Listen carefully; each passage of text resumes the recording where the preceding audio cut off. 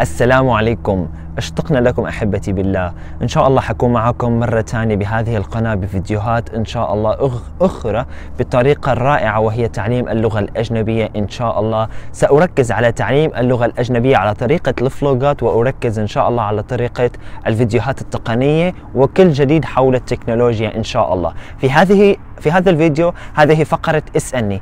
أتمنى منكم أكثر التعاليق على هذا الفيديو بفقرة اسألني إن شاء الله، وسأكون معكم بفيديو آخر إن شاء الله. سأعرض تعليقاتكم وسأعرض كل شخص سألني سؤال إن شاء الله. فبتمنى منكم بهذا الفيديو تحط تعليقك تحت وتسألني.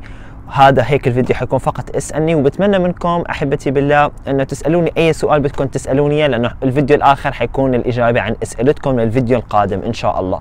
فأنا حابب بس جاوب على هذا السؤال اللي بيوصلني دائما على الخاص. كان في عندي مشكلة بهي القناة محمد وسيم، والحمد لله بفضل الله تعالى انحلت هذه المشكلة، وسأعود إليكم قريبا بفيديوهات جدا رائعة والمقابلات في الشارع الأمريكي لنعرف آراء الآخرين عن العرب أو عن المسلمين أو عن أي فكرة أخرى.